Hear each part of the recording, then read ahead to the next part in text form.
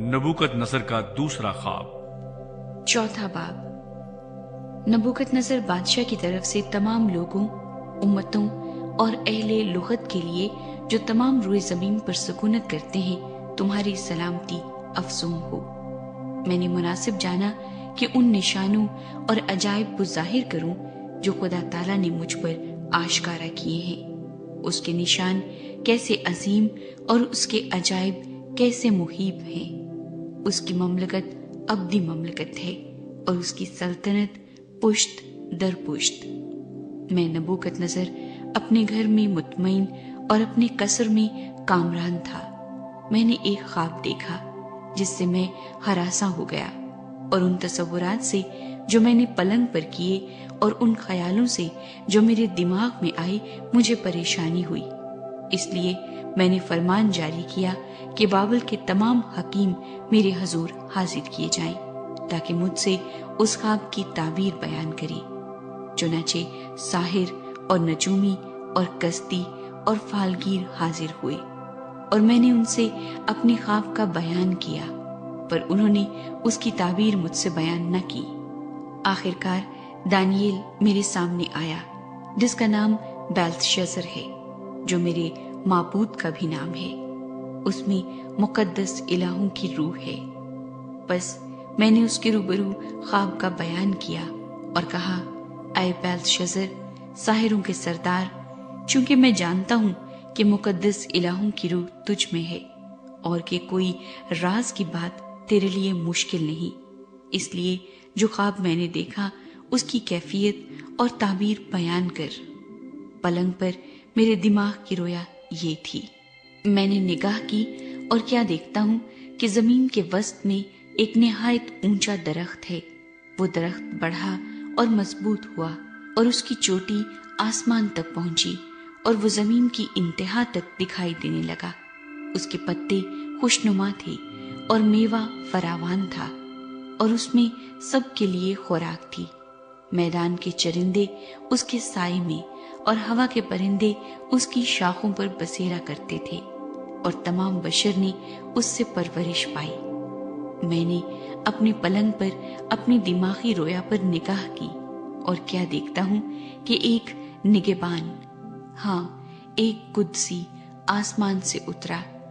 उसने बुलंद आवाज से पुकार कर यूं कहा कि दरख्त को काटो, उसकी शाखें तराशो और उसके पत्ते झाड़ो और उसका फल बिखेर दो।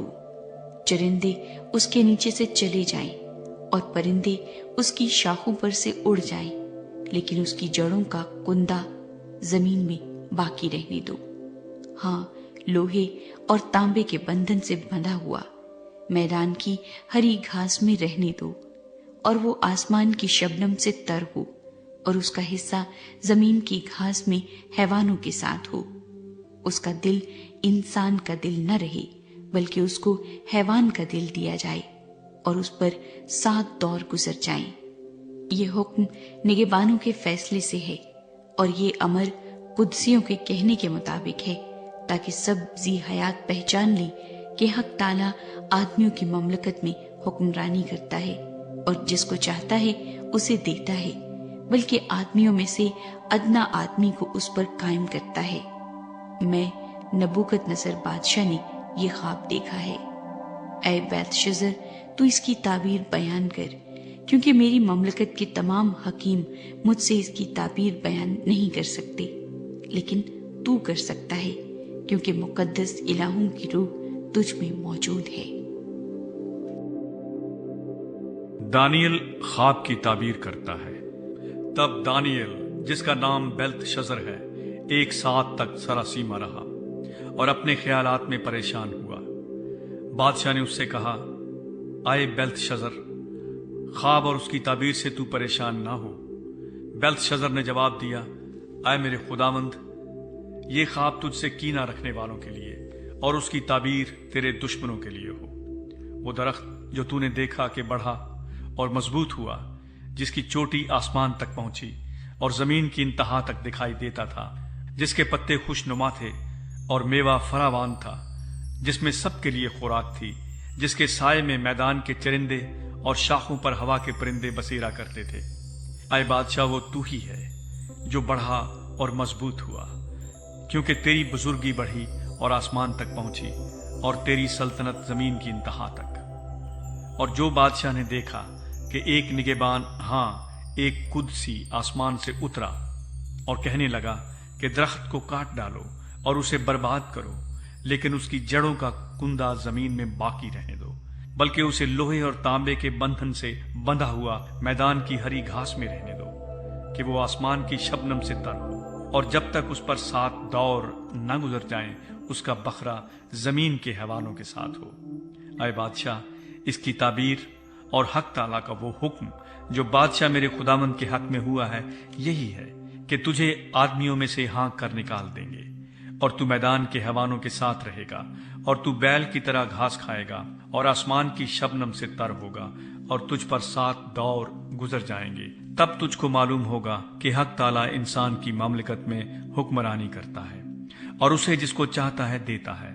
اور یہ جو انہوں نے حکم کیا کہ درخت کی جڑوں کے کندہ کو باقی رہنے دو، اس کا مطلب یہ ہے کہ جب تو معلوم کر چکے گا کہ بادشاہی کا اقتدار آسمان کی طرف سے ہے، تو اپنی سلطنت پر پھر قائم ہو جائے گا۔ اس لیے اے بادشاہ، تیرے حضور میری صلاح قبول ہو، اور تو اپنی خطاؤں کو صداقت سے اور اپنی بد کرداری کو مسکینوں پر رحم کرنے سے دور کر۔ ممکن ہے کہ اس سے تیرا اطمینان زیادہ ہو۔ یہ سب کچھ نبوکت نظر بادشاہ پر گزرا۔ 1 سال کے بعد وہ بابل کے شاہی محل میں ٹہل رہا تھا۔ بادشاہ نے فرمایا، کیا یہ بابل اعظم نہیں جس کو میں نے اپنی توانائی کی قدرت سے تعمیر کیا ہے کہ دارالسلطنت اور میرے جاہ و جلال کا نمونہ ہو؟ بادشاہ یہ بات کہہ ہی رہا تھا کہ آسمان سے آواز آئی کہ اے نبوکت نظر بادشاہ، تیرے حق میں یہ فتویٰ ہے کہ سلطنت تجھ سے جاتی رہی اور تجھے آدمیوں میں سے ہانک کر نکال دیں گے، اور تو میدان کے حیوانوں کے ساتھ رہے گا اور بیل کی طرح گھاس کھائے گا، اور 7 دور تجھ پر گزریں گے۔ تب تجھ کو معلوم ہوگا کہ حق تعالیٰ آدمیوں کی مملکت میں حکمرانی کرتا ہے اور اسے جس کو چاہتا ہے دیتا ہے۔ اسی وقت نبوکت نظر بادشاہ پر یہ بات پوری ہوئی، اور وہ آدمیوں میں سے نکالا گیا اور بیلوں کی طرح گھاس کھاتا رہا، اور اس کا بدن آسمان کی شبنم سے تر ہوا، یہاں تک کہ اس کے بال عقاب کے پروں کی مانند اور اس کے ناخن پرندوں کے چنگل کی مانند بڑھ گئے۔ نبوکت نظر خدا کی تمجید کرتا ہے۔ اور ان ایام کے گزرنے کے بعد میں نبوکت نظر نے آسمان کی طرف آنکھیں اٹھائیں، اور میری عقل مجھ میں پھر آئی، اور میں نے حق تعالیٰ کا شکر کیا اور اس حی القیوم کی حمد و ثنا کی جس کی سلطنت ابدی اور جس کی مملکت پشت در پشت ہے، اور زمین کے تمام باشندے ناچیز گنے جاتے ہیں، اور وہ آسمانی لشکر اور اہل زمین کے ساتھ جو کچھ چاہتا ہے کرتا ہے، اور کوئی نہیں جو اس کا ہاتھ روک سکے یا اس سے کہے کہ تو کیا کرتا ہے۔ اسی وقت میری عقل مجھ میں پھر آئی، اور میری سلطنت کی شوکت کے لیے میرا رعب اور دبدبہ پھر مجھ میں بحال ہو گیا، اور میرے مشیروں اور امیروں نے مجھے پھر ڈھونڈا، اور میں اپنی مملکت میں قائم ہوا، اور میری عظمت میں افزونی ہوئی۔ اب میں نبوکت نظر آسمان کے بادشاہ کی ستائش اور تکریم و تعظیم کرتا ہوں، کیونکہ وہ اپنے سب کاموں میں راست اور اپنی سب راہوں میں عادل ہے، اور جو مغروری میں چلتے ہیں ان کو ذلیل کر سکتا ہے۔